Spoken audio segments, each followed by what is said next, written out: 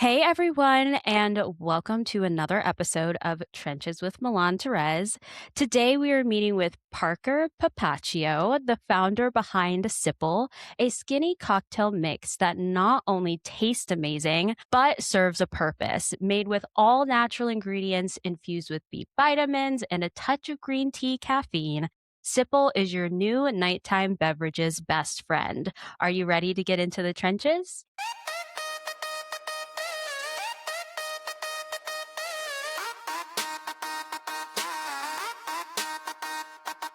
Hey, crew, and welcome back to Trenches. I'm your host, Milan Terez.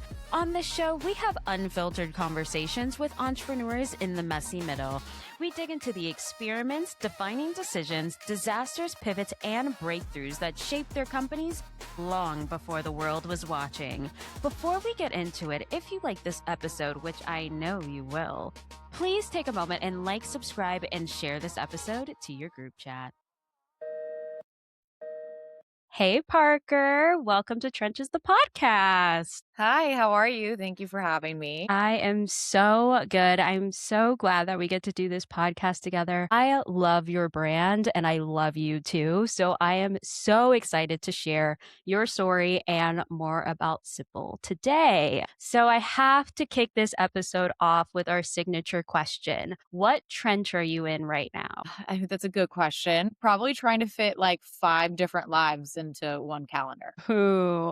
And I want to know exactly how you do that because I feel like I am doing the exact same thing right now. So anything you say, you're the guru today on how to actually juggle it all. What were you doing before you started SIPPL? So I was a big marketing girl. I graduated with a marketing degree. And then after that, I worked at a couple different marketing agencies. So was doing digital marketing specifically. I know the marketing world is so vague.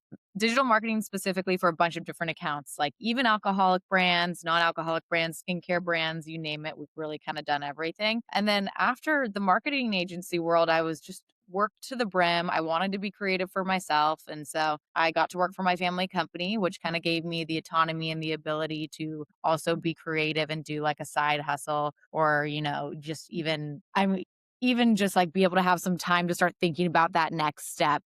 In itself, I'm still working for that family company. I love it. It's what pays the bills, but it also is like probably one of the best opportunities because I get to, support my family in it as well, while also, like I mentioned, kind of have my own little creative side job with SIPPL. That is so cool. And I'm glad that you had a family business. We haven't had too many founders on the podcast who transitioned into the family business and also finding that to be the perfect place and time to actually not go all in, but really give yourself that time and leniency to build your own brand. So when did you say, you know what, I want more and I really want to build something of my own? I think it was while I was working at the agencies. I was doing a lot of creative work for other companies. And as someone who's really creative myself, I kind of stuffed me into a corner and I felt like I couldn't, like give my full creative abilities to each role because, you're under someone else's wing and what other people define their brand as might not be, the way that you perceive the brand is going. So I really wanted to have that autonomy.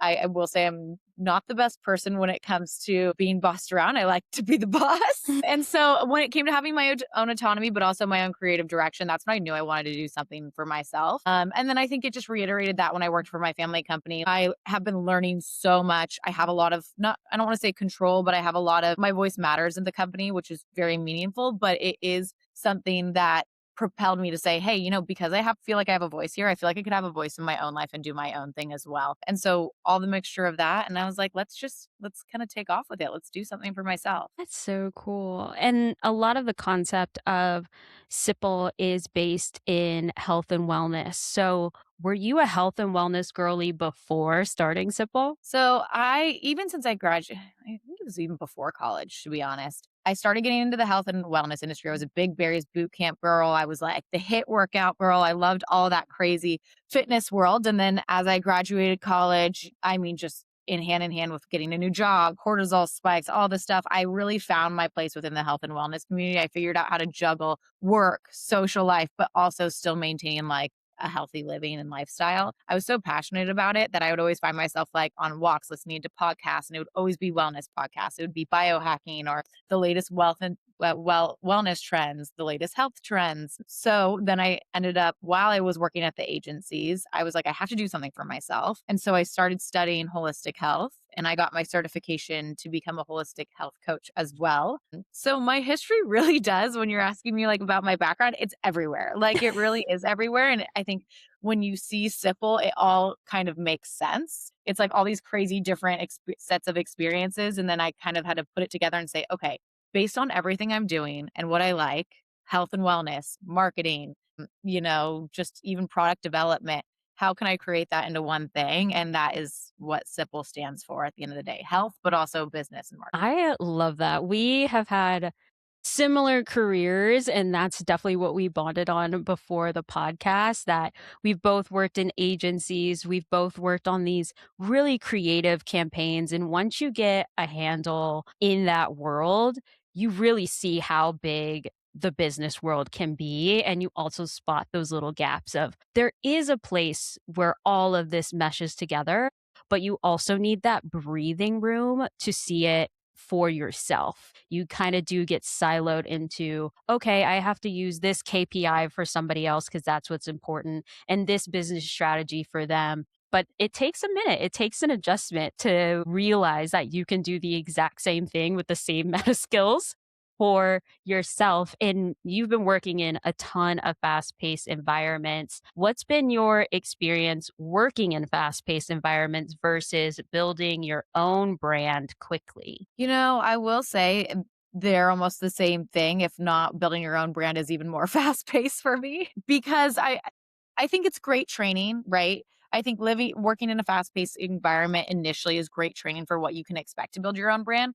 Building your own brand is fast paced in itself, but it becomes a 24-hour job over like a clock in, clock out job. So while you might be working fast paced under someone else, you could be working fast paced for yourself. So I would say it's even more fast paced when you're working for yourself, for sure. But it's great for me. Yeah. And I know you mentioned a little bit earlier that you juggle a lot. How are you juggling that? Calendars, calendars, calendars, calendars. To be honest, no one's perfect. Like there's no world where I am perfect at juggling everything when it comes to, oh, I'm 2 days late on emails on this account. And then I'm, asking people to call me back and then forgetting to call them back. But I think the biggest thing at the end of the day is I use Notion, which I know you use as well. Notion has been just a great tool of kind of helping me organize my to-do lists and putting everything into a calendar.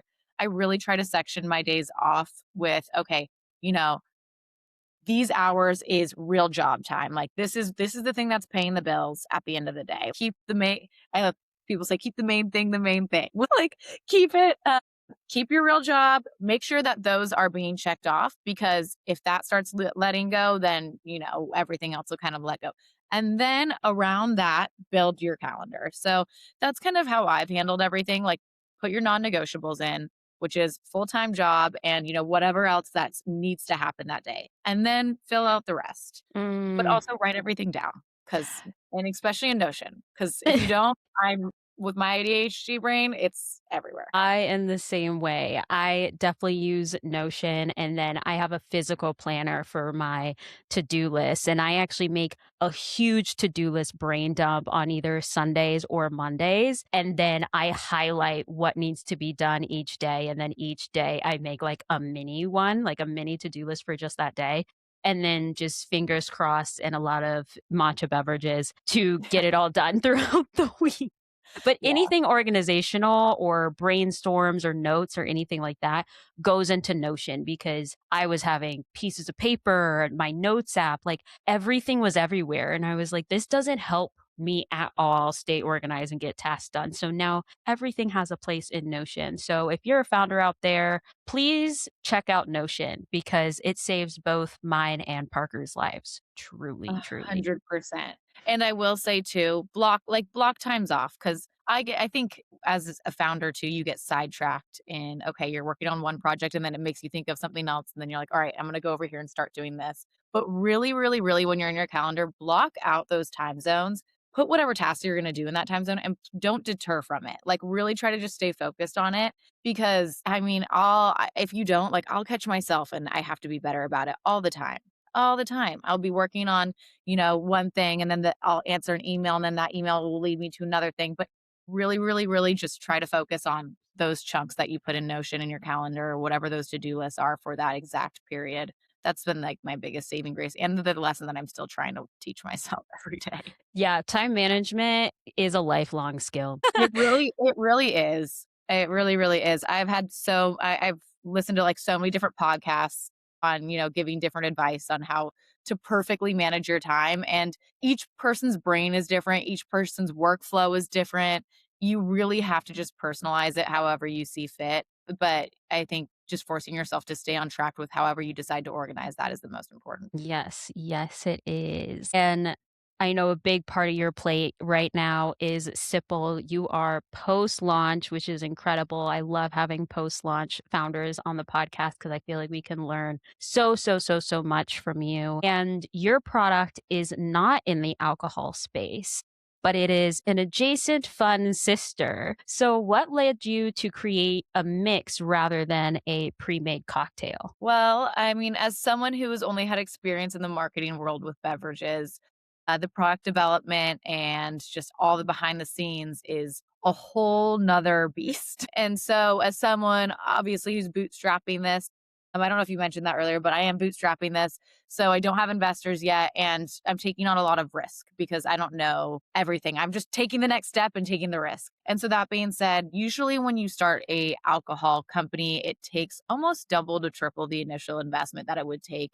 with a food and beverage packaged good product that's non-alcoholic just because of the regulations that you have to endure, the taxes, all those things. So I wanted to learn first. It's something that we're looking into in the future, if things really start to blow up, which I think they will. And yeah, I just think I was like I want to be careful, I want to be strategic with how I launch this. I money is nothing to mess around with, and especially when you're bootstrapping it. So, yeah, I was like, let me get close enough to it to see if it's something that's feasible, which it could be one day to do ready to drink, but not dive into it yet. And I believe that is so, so true. We've had a good amount of beverage founders on this podcast, but we've now had two non alcoholics and one alcoholic. So it's really good for any of our listeners out there to hear those stories of what is the difference of making a beverage with alcohol in it and what are those regulations and what does it take versus like your approach, get close, figure out what your brand is, figure out the flavors and the product development for the first time,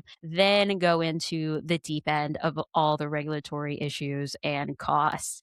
And that's one thing I definitely want to ask you is how much time and possibly money did you save by not adding alcohol to your beverage? I want to say it probably would have been at least double the price to add alcohol. Now, I also made a premium product because I put it in glass bottles, and that in itself so there's all these different parts that won't be able to give you a straight answer. But all in all, usually it would be almost about double just to create the liquid and go through the process. So, yeah, and I just didn't have that. I just didn't have that. And also, I didn't have people to invest for that until I had a product or something to show for myself or show that it's moving off the shelf. So, yeah, I mean, it's something that, like I said, we're definitely looking into now, but almost double. That's crazy. Yeah. And a true testament to you that you are a brilliant little bean because you saw that very very early on in the process and decided to pivot, which pivoting is always a roller coaster in and of itself. And I want to know more about product development. You shared that you didn't know anything about it beforehand, so I always like to give our listeners a tactical practical guide that was not given to you. So can you walk me step by step through the product development process for Sipple? Yeah, for sure. So obviously, it starts off with a lot of research. There's a lot of companies out there in terms of formulating beverages or product, specifically food or beverage product that you can find online that will help you with the product development part. Now, you do sacrifice obviously the cost for it, but as someone that isn't well educated in the industry, kind of having like a consultant that helps guide you and has those connections is the most important thing. I started with a company called BevSource. Like I mentioned, there's a ton of them out there. Essentially, what they do is everything from they have a food scientist and a formulator that you can have those conversations with. they start giving you flavors and different ideas, and they start giving samples and different versions of your product, and you reiterate it, reiterate it, reiterate it. They also have connections with packaging and manufacturing facilities so they can help bring your product to life. So you work hand in hand with them. Now you're paying for it, right? So as someone in my position who knows absolutely nothing, I would recommend anyone to do their research 100%. But sometimes that investment to have someone help you do all of that and who has the knowledge is worth it. So that way you're not making these crazy expensive mistakes down the road.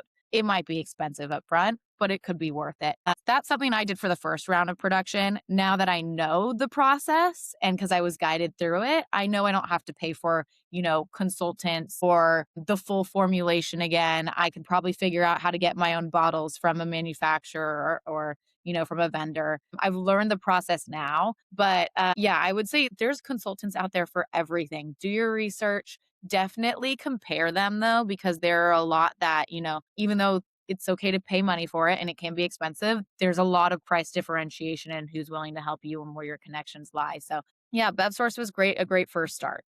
That's awesome. And it's been a different approach for you too, putting that money up front, even though you are bootstrapped to help you launch the first product and also get knowledge from the absolute source, literally Bev source, and that will lead you forward. Now you're independent. You learn the fundamentals and now you can go on to make product after product after product and also not feel so hesitant when possibly you go into the alcohol space. So I want to know, when did you know that it actually was the right time to move forward in those different elements of the product development process? Well, I mean, when it came to the formulations, here's the thing. I think a lot of people say this, you're never going to know 100% whether it's the right decision to make. You just got to jump in. Like, and I tell everyone this, like, you're not going to know it's the right time. You're not going to know it's the right formula. You're just going to have this feeling like, all right, you just got to do it. Now you also have to be strategic. So when it came to the formulations, we went through like 9 to 10 different formulations, but I knew the exact ingredients. So we were just switching things like the percentage of different ingredients like by this much. And it gets to a point too where you're like, okay, this is pretty damn good. Excuse my language.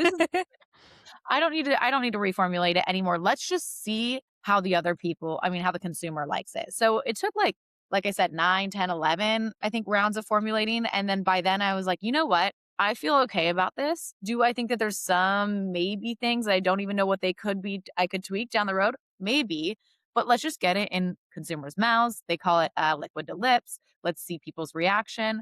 And even now, we're still going to reformulate for our next production. So you're always going to change things, but you just got to dive in. That is amazing. And I love that you mentioned you have to be about 80% there to say, yes, let's move forward, because the next step, if not the most important step, is liquid to lips and getting some customer feedback from whoever it is on what your product actually is. And everybody on this podcast knows that I am deep in the market research and customer feedback space right now. So how did you discover that margarita was the best first SKU for your brand? Well, margarita is the most popular cocktail out there by far. It is the most ordered cocktail. It is my favorite cocktail. So obviously, selfishly, but it also, the acidity and the citrus notes go well with 100 different types of cocktails. So, I mean, I was even talking to some distributors this week and they were talking about how, you don't even have to market this as just a margarita mix.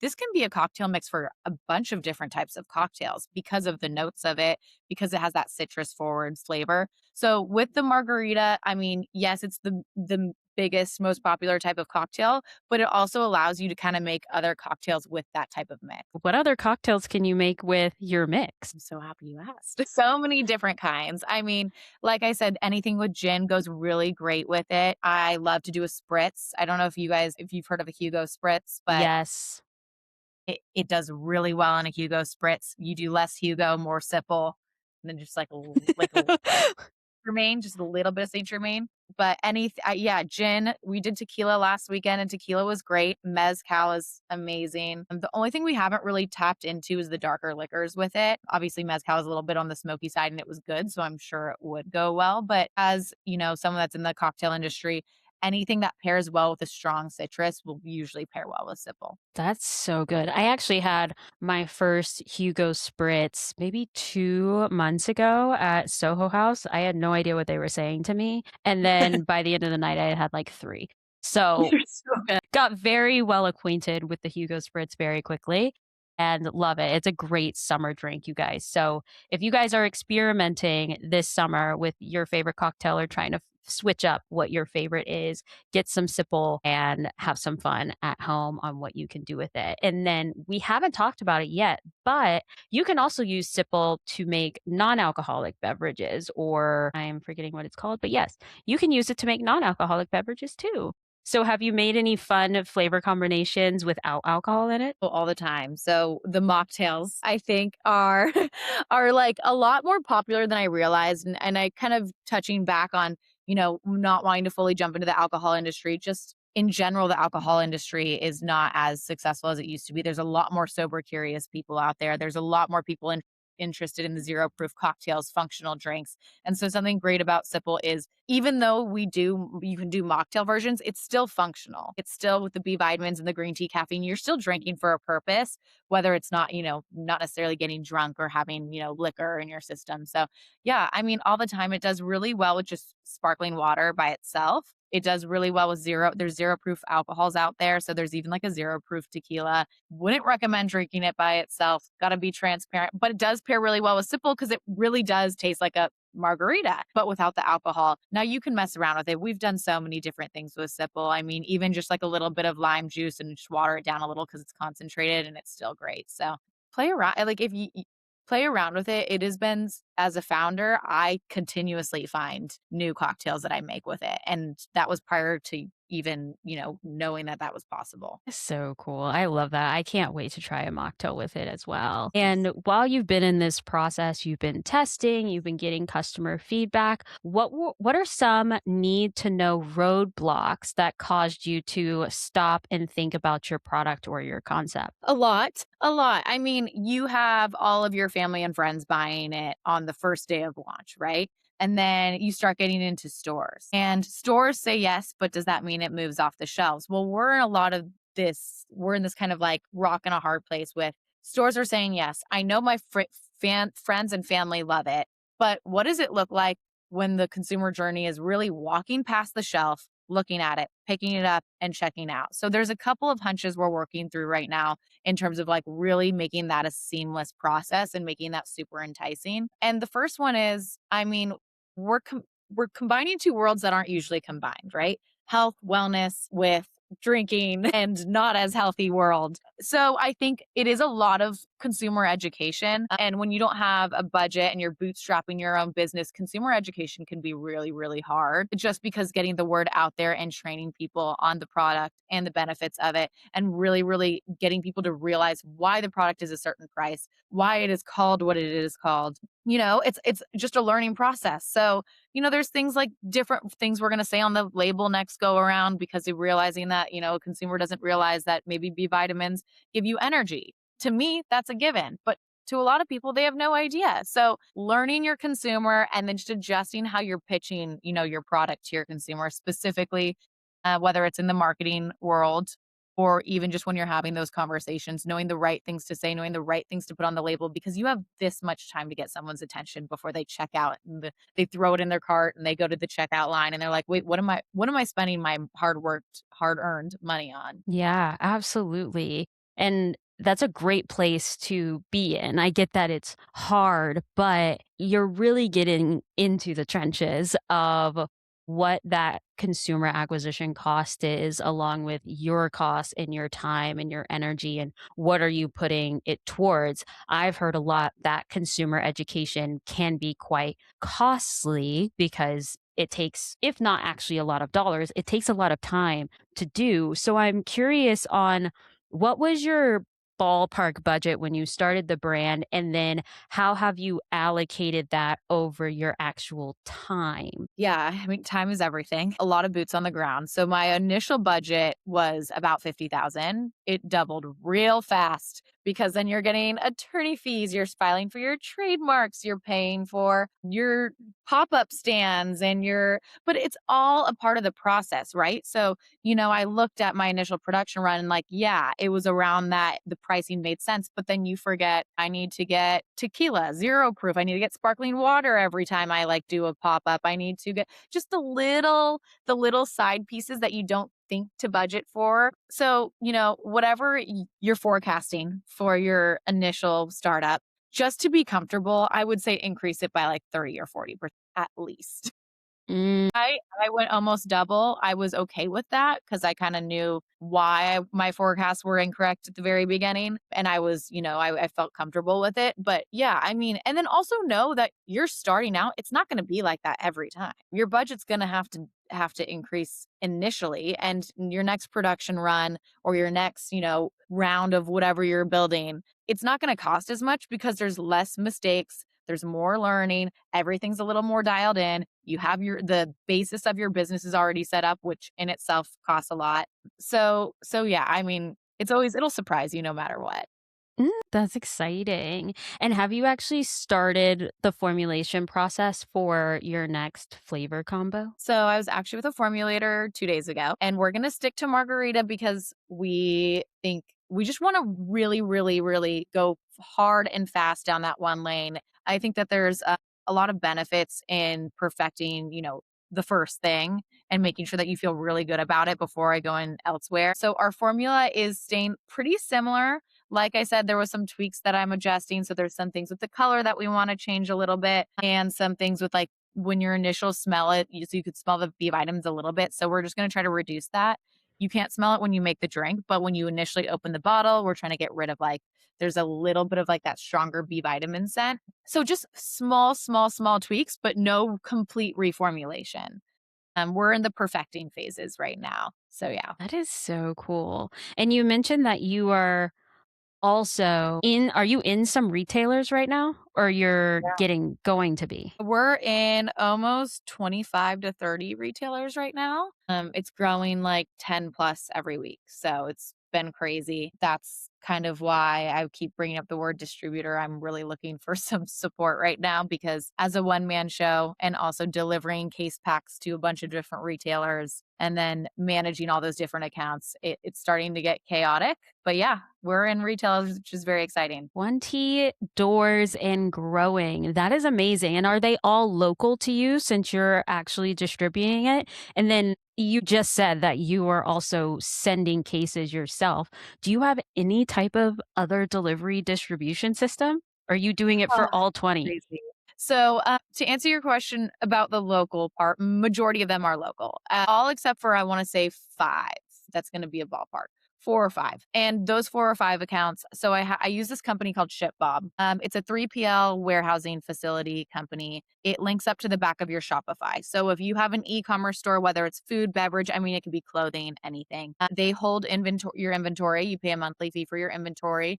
They link up to the back of your Shopify and they fulfill the orders for you. So direct to consumer, as we sell online, if you're purchasing online, that's how we're getting you the product. If it's an account that is not local in San Diego, I can go on the back end of the ShipBob website and I can do a store order, which is pretty easy to do. Now it's a little bit on the costly side, but as someone who's still kind of navigating, like I said, you're learning. So am I going to use ShipBob, for every single year? Probably not. I'm going to start looking into other fulfillment centers that might be a little more cost efficient, but they are just such a good starting place because they really streamline everything for you. So definitely if you're looking into starting your own business, look into that. But then self-fulfilling all the locations here. So what that means is me basically going to my warehouse, filling up my car to the brim with cases of SIPPL and driving my butt to every single spot, delivering. And then each spot that you or account and retail store that you open up in, I usually do a demo, which is essentially like a tasting. So I'll stand there, I'll deliver all the cases. I do like a 3 to 4 hour tasting. And then I say goodbye, let me know how it goes. But it's been really successful in some of these stores. And the tastings have been everything. And kind of talking back to our, how we were talking about the consumer education. The cost is me standing there for 4 hours, whether it's twice a month, 3 times a month. that's a lot of the cost that comes to consumer education, is really me standing there myself on my weekends, giving out samples, telling people about the product. So that's kind of how we're distributing right now. Hopefully we'll get a distributor down the road that'll help. But they do Fingers take a lot of crossed. your margins, so you have to be careful. That is true. I have heard that. And if anybody is out there who has a distributor for Parker, please either leave it in the comments, email me, or connect with Parker so that we can help her out get a distributor. And also for the distributor that you have that is linked to Shopify, which I didn't even know that you could get a distributor linked to your Shopify. So that is mind-blowing for me and probably super helpful for all the founders out there. Do you have to provide them the packaging as well? Do you have custom shipping packaging for your product? Yeah. So you do, but you have to pay for every cent of it. So I decided against the custom packaging. I have like marketing inserts that essentially go in the packaging when you order it, just direct to consumer.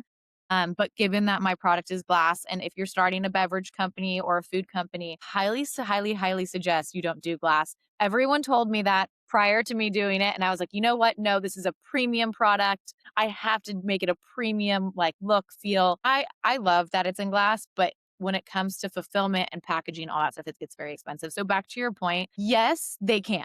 And yes, you ship all the stuff there, but it costs everything that they're putting into the box is a fee. So it's called a picking fee. So everything they're taking and putting into the box that they're shipping is a fee. Every custom item is an extra fee. So once you start wrapping up these fees on fees on fees, it just doesn't make sense for me to have custom packaging when it's going direct to consumer with ShipBob. You kind of have to work around it. Like I said, I have the cute little marketing inserts and the rest is their own packaging. But when I'm working with a fulfillment center that doesn't have these necessarily picking fees or other fees, that's definitely something we're looking into. Interesting. Yeah. So you're not packaging any orders anymore, even if they are low. If they're local accounts like stores that I'm delivering to, I'm doing everything myself. I just use the cases. So they're like the big 12 pack cases. Our cases come in 12 packs, and I have a bunch of them stored in my apartment, and I'm self delivering those. But when it comes to actually like packaging it and sending it one off to a consumer, like someone orders online, I'm not doing those. I don't have the bandwidth. But when it comes to sampling new accounts, now that's a whole nother thing. You're reaching out to an account, you want to give them some samples of SIPPL to see if they want to hold it, but they're not local, then I usually package that myself. I make it look really cute. I'll use like our branded bag because there's no picking fee when it's in my apartment. So I'll make it look super cute. But yeah, I mean, it's really like an a la carte situation on where it is, where it's located. So yeah. Thank you for all of that knowledge. I haven't gotten details like that in a while. That is going to be so, so helpful, not only for me, but for everybody listening. So thank you so much for being transparent and sharing all those details with us, because there is a difference. There's a difference when you have everything in your house and you have to account for that time as money of if you were going to be spending your nights and weekends packing orders and shipping them, or if you're going to spend that time like you have going to in-person events, doing consumer education, doing some other things that are also very costly and very expensive if you had to outsource them to other people. But it's again that allocation of time and money, especially when you're bootstrapping, which is always good to know. It's a game. It's really a cat and mouse game. And that's what you have to decide at the end of the day. Especially with my product too, we had to have the minimum order of the amount of product was 5 pallets. I mean, pallets are big boys. As someone like me, I can't fit that in my apartment. So I have to store it somewhere. So, but if you're starting your own company and let's say it's fragrance, like Avoque, her apartment can be a storage facility. Now it's going to be chaos, but you still have the capacity to be doing everything at home. So really kind of figuring out what your product is, where your time is well spent is everything, like you're saying. That is so true. For anybody who is new to the podcast, Grace Howland, the founder of Evoque, was also on the podcast a few episodes ago. So if you want to hear more about her perfume brand, go check out that episode because she is another stellar founder out in California. And since we were saying we're friends, we're becoming friends with all of the founder girlies across the country, which is absolutely amazing.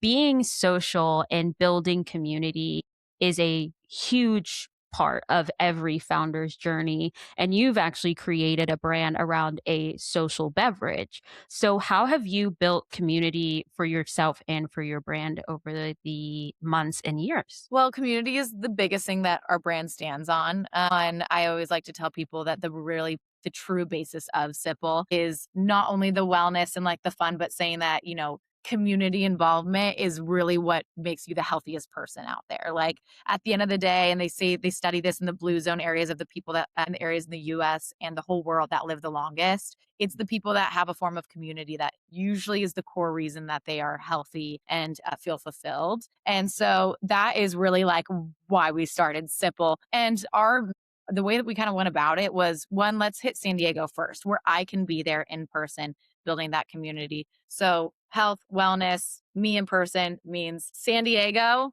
wellness events. That's what we've really been diving into right now. Pilates events, workout events. I mean, it may sound crazy that you're drinking liquor, but we do it on Saturdays and Fridays. You get a good workout in, you have a refreshing cocktail after, and you're ready to have the night with your friends, whether it's going to a fun dinner or even just going home with your boyfriend and making some cocktails. But yeah, I would say like San Diego has such a robust amount of community events. And so just participating in every single one of them out there, knowing that it's not necessarily going to make you a ton of sales right off the bat, but it's building that community and then also getting, like I said, liquid to lips. So in-person events, that's been huge. And then also social media as a community. I know that you know this, and this is how talking about Grace from Evoke, she has built a great community through social too. You don't need to be viral. You don't need to be an influencer. You don't need to have hundreds of thousands of followers to build a community on Instagram. It has been one of the most amazing community builder tools for me, specifically to find other founders and build other founder relationships,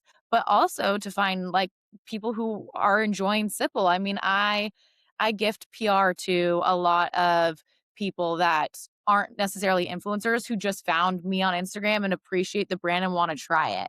Because I think that at the end of the day builds more community than, a paid post or something like that, where the influencer doesn't truly, truly know what your brand is, care about it, or follow along. They're not going to share it and they're not going to build a community around it. So when you're reaching out or gifting people through social media who may not have a big following, but are telling their friends, their families, and they're going to be like lifelong, not clients, but consumers, that is so, so, so valuable. So that's kind of the approach we've been taking in terms of community. And I love that you've been doing a ton of in person events and pop ups and just really getting in front of people.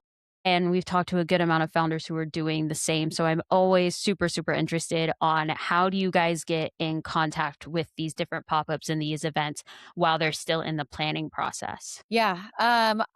Social media, 100% social media. I've had people reach out to me via email and social media saying they saw my social media and that's why. And then once you kind of start getting on a roll with these events, you're talking to the people at the events and they say, hey, we know this person that throws this type of community event, or we have this person that starts this thing. So, I mean, I would say start on social media, reach out. I mean, even TikTok has a lot of community based event platforms. Start there and then go to your first one and then start asking questions, like, do you know of another event that's happening? Or if there's another vendor, hey, what other events do you guys do? I mean, that's been a big thing too. We'll be at events and there'll be like 4 other vendors. And then you build a relationship with, someone else that's in the same stage as you for a business. And they're like, hey, we're going to be at this event next week. You should come.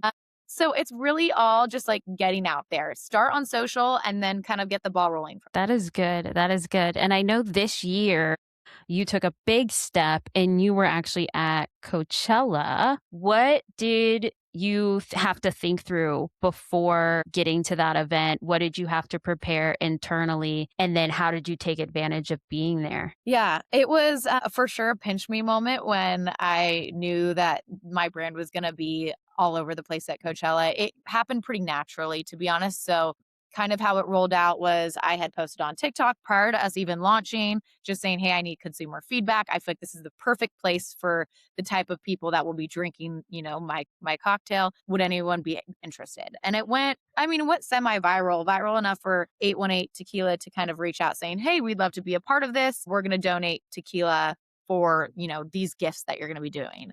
And a part of me was kind of like, oh crap, now I really got to make this big because I was just really planning on bringing bottles in the back of my car and like, whoever reached out through social media being like, here's the bottles, take some pics, let me know how it goes. I didn't even launch yet. And then when eight reached out, I was like, oh, crap, like this could be a great relationship. This is like a dream partnership. Let me, make it a big boom. Let me wow people. So that's kind of when I went to the moment where I was like, all right, we're going to make this bigger. So we built out these amazing PR boxes. We gifted some to influencers with a big following, but then also a lot to, like I was saying, the community of just people that were interested in the product and wanted to reach out. And those were the boxes and those were the gifts that made the biggest impact at Coachella, were the friends and the friend groups that aren't necessarily filled with, 300 million followers. They're not at a big PR sponsored house. They're paying for Coachella themselves. They have their GA tickets on and they're getting gifted PR of a brand that they're so interested in, genuinely interested in. That was the biggest impact for us at Coachella. We had bigger opportunities. We were supplying the margarita mix for the artists in Do Lab.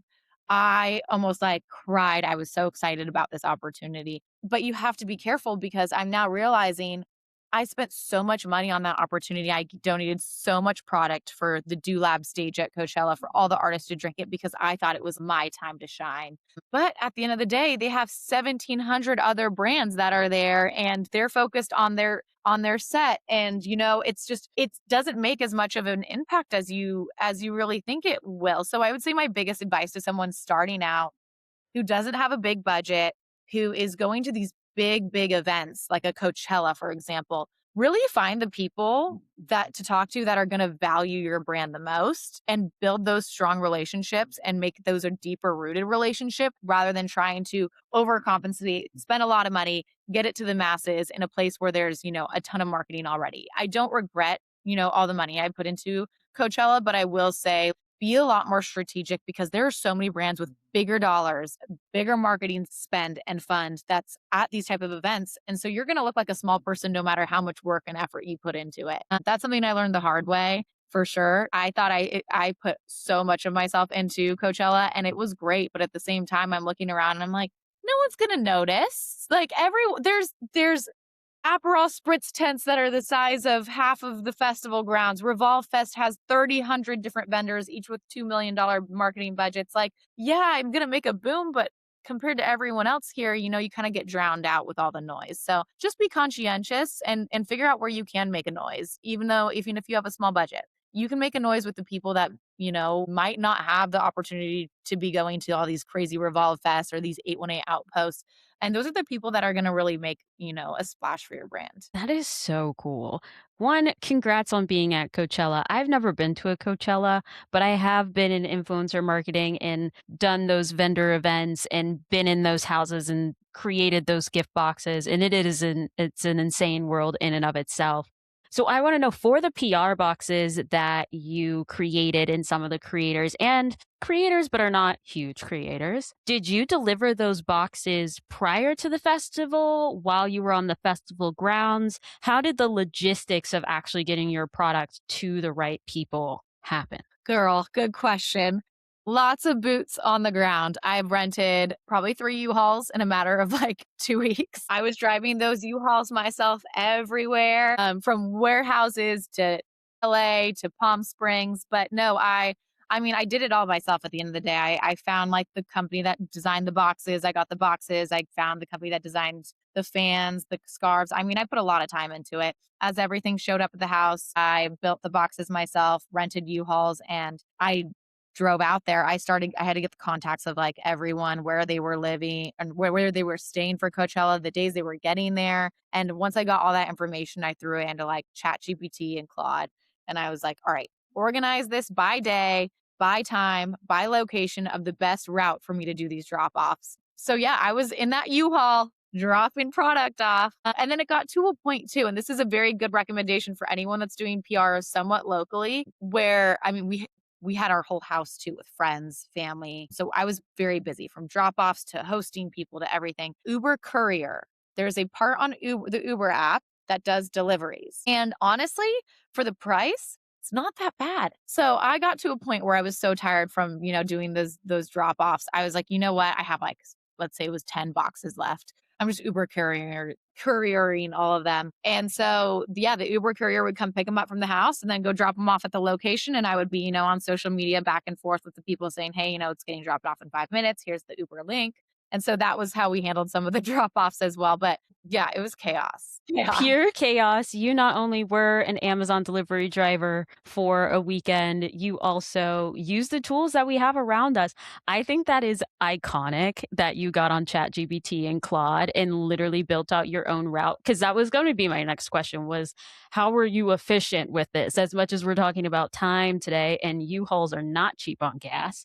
So I was like, how did you make that efficient? Yeah, great use that nobody would think about. AI, friends. And then on that same vein, using Uber, like use Uber Courier. And a lot of people don't know that Uber Courier is a thing. So if you don't No. know that, go to the Uber app, see if it could help you in your business in any type of way, because I really feel like that's a hack, girl. Oh, yeah. 818 actually dropped off their tequila to me via Uber Courier right before the festival. And that's how I found out about it. So I was like, thank you so much. Cause I would have never known had they not done that. But yeah, and then I actually found out that the Uber Courier was cheaper than me driving my U-Haul places because the U-Haul gas, like you're saying, they charge you per mile. And so I was like, perfect. I can save my time and technically I'm not wasting any more money. So Hey, and that's a huge part of it.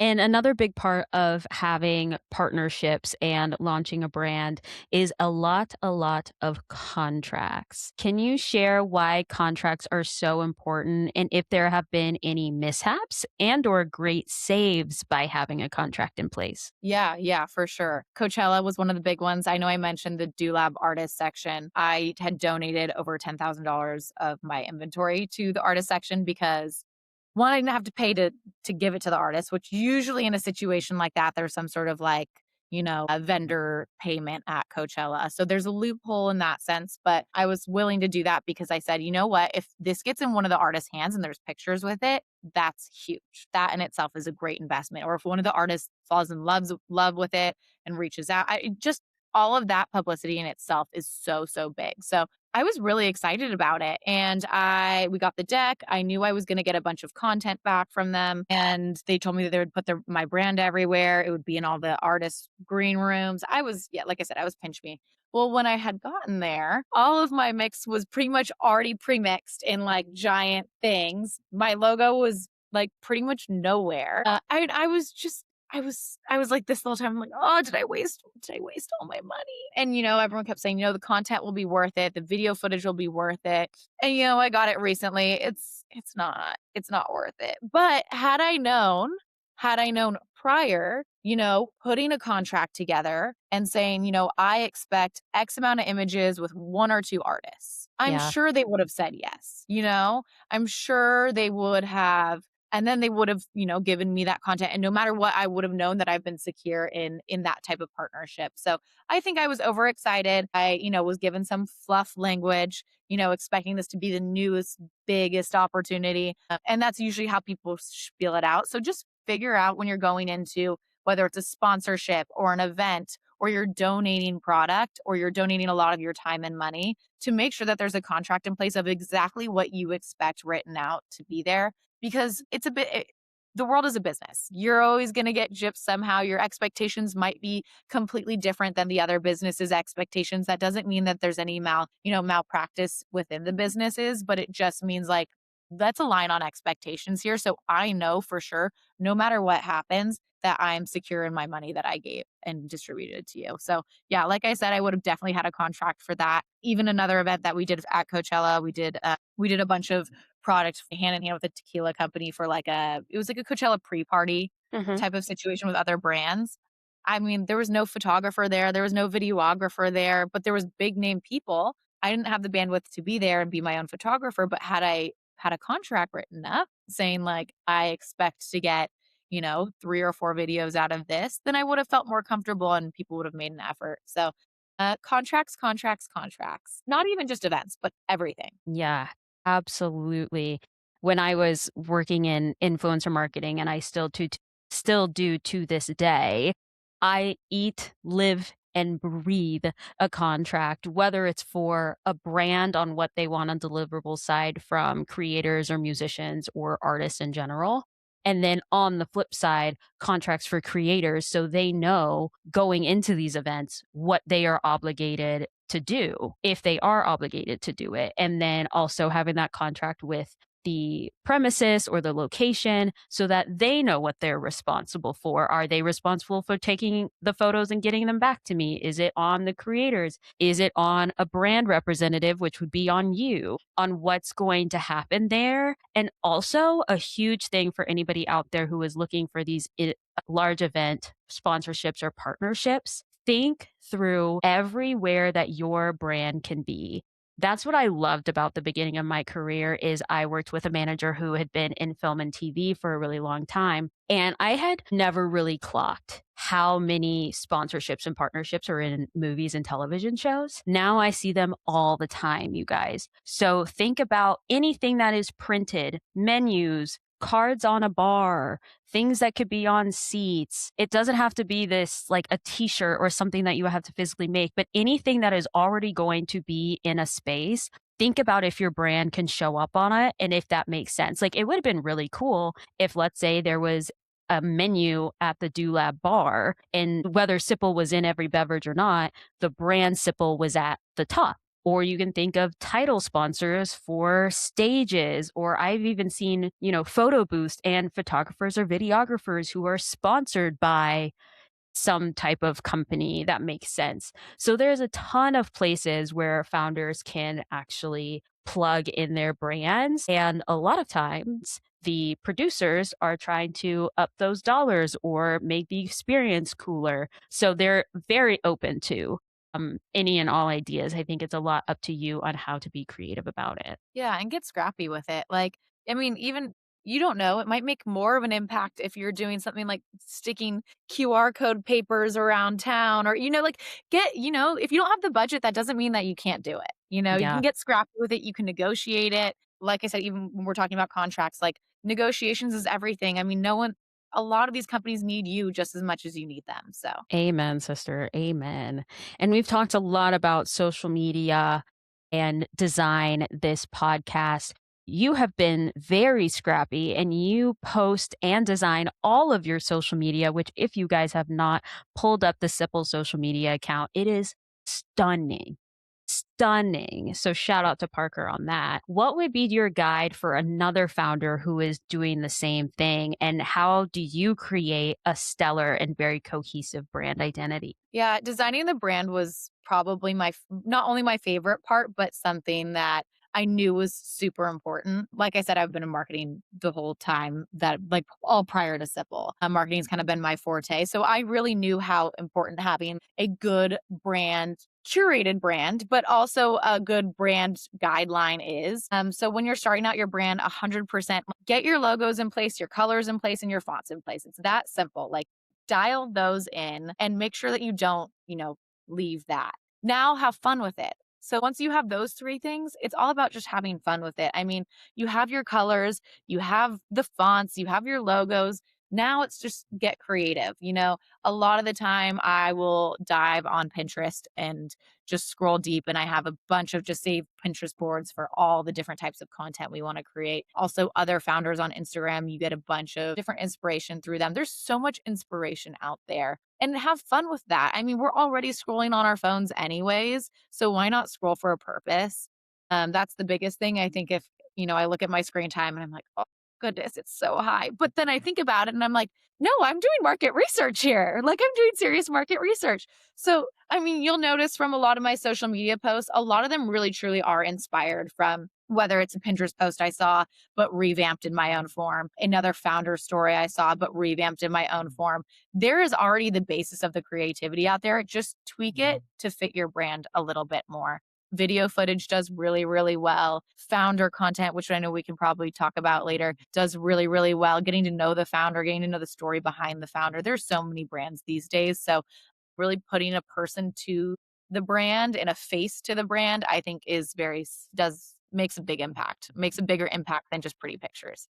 Oh, yeah, absolutely. And I want to know about how you were sharing your founder journey and if you've been building in public, if you're just now starting to build in public, what's it been like for you personally to be a founder and put your face out there and create social media content? Yeah, that's a great question because I could talk about this one for hours and I won't bear everyone, but I'll give you the nitty-gritty, I would say, details that I think are important for anyone that's starting out and wanting to build in public. I did start building out in public, and I actually started posting on TikTok about SIPPL probably over a year before we launched. Intentionally, no, I thought it was gonna launch like 3 months while into me posting it.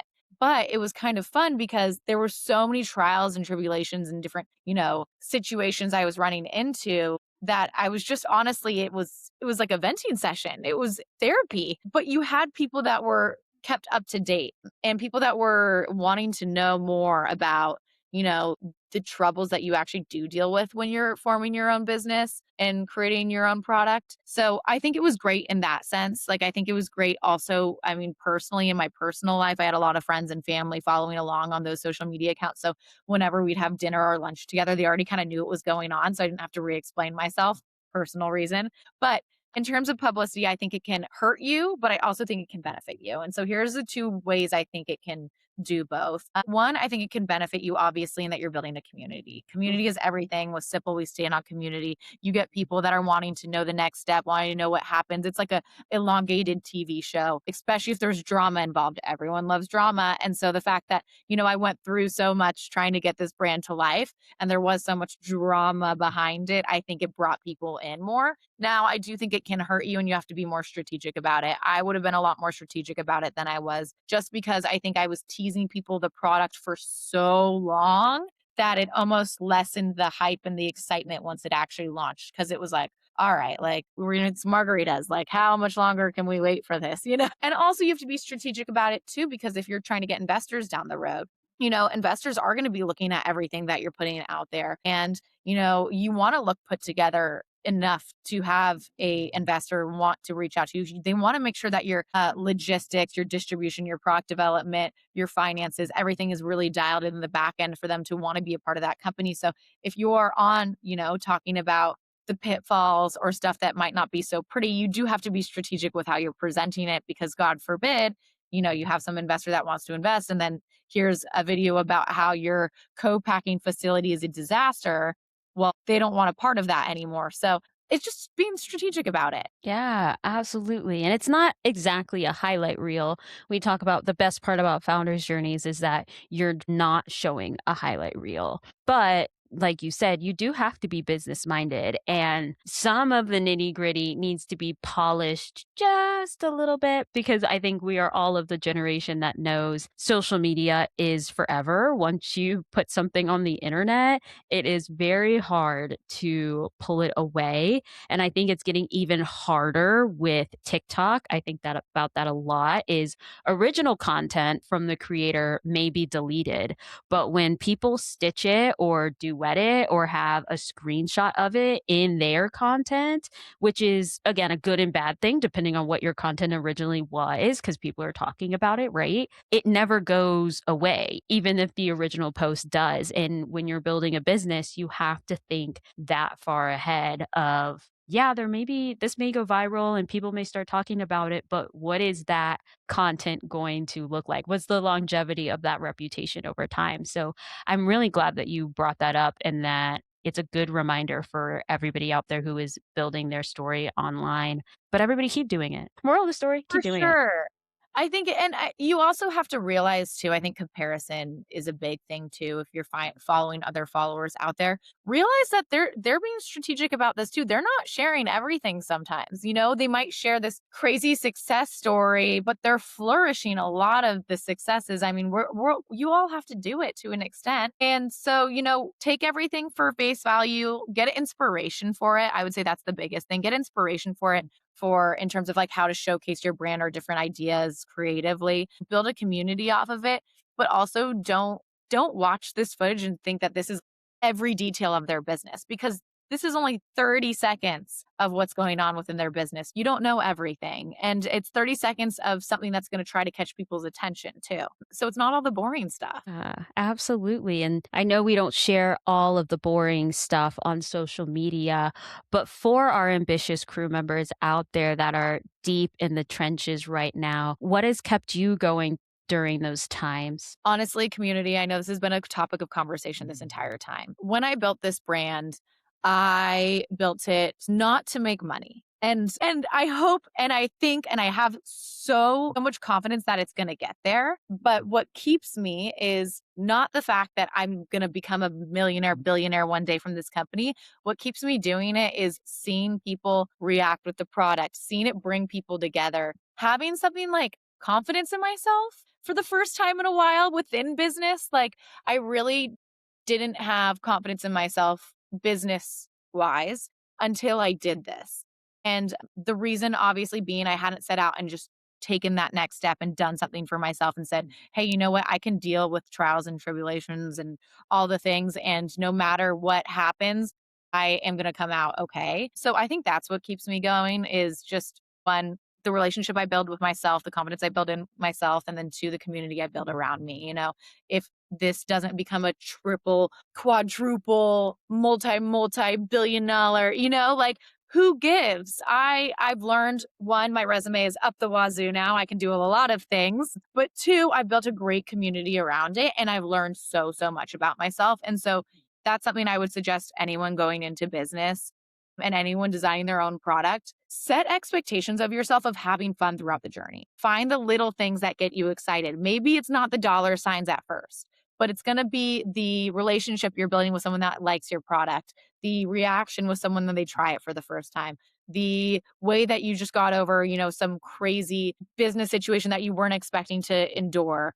That's what I think keeps you going no matter what. Yeah, and that is such great advice because it's true. It's true. You have to build that self confidence. You have to find what works for you, what finds joy in these tiny moments that are hard, that you know will pass today, but will pay off tomorrow, basically. You're like, oh, I'm in the mud right now. But there's this little sparkle of joy, and I know that tomorrow maybe I get to do the quote unquote fun part again. So that is all very, very true. And you shared a little bit that possibly being in the billion trillion dollar industry one day may not be your goal right now, but let's zoom out and at the end of this or 10 years from now, what's beyond the trenches for you? Yeah, I mean, building a brand is everything to me. And I think we kind of talked about the community part a lot and the building a brand. And is it necessarily that SIPPL mix itself is going to be my 10-year journey? I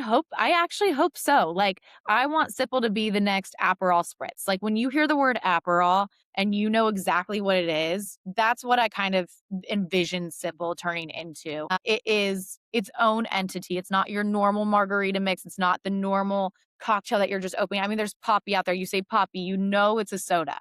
Like, I say SIPPL, I want people to automatically know it's a better for you margarita that's going to make me feel good.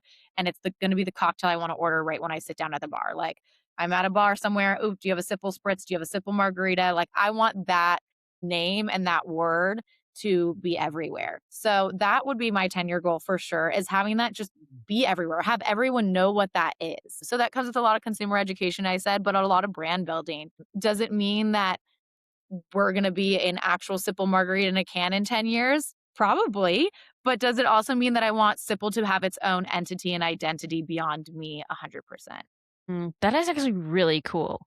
We haven't had anybody on the podcast yet who has such a focused goal. And obviously, SIPPL is a name, but the way you talk about it, Aperol Spritz, having a SIPPL Spritz, it's truly building a brand that isn't of itself. It's not exactly a verb, it's more like a stronger, it's like a title noun.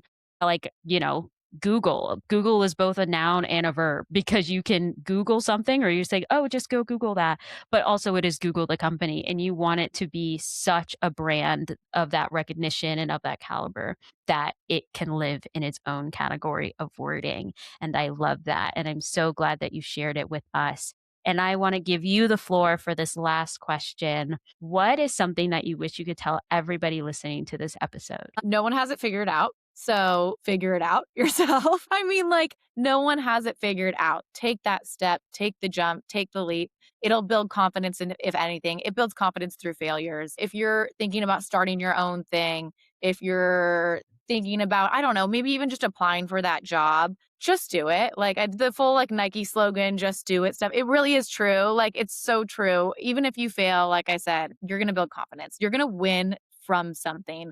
There is nothing worse than sitting in a cycle and not taking that next step. I think sitting in a cycle of repetitiveness and wondering why the same thing happens over and over again, that's where you kind of get in the trenches, I think. And I think if you just continue to take that next step, no matter if you know it's the right decision or not, then you're going to become successful down the road. Thank you so much. That is such good advice. Don't stay stuck in the trenches, you guys. Like the trenches are not meant to be forever. The whole point is you go through them and you get beyond them. So this podcast is just about helping you while you're in them and navigate them to hopefully make it shorter.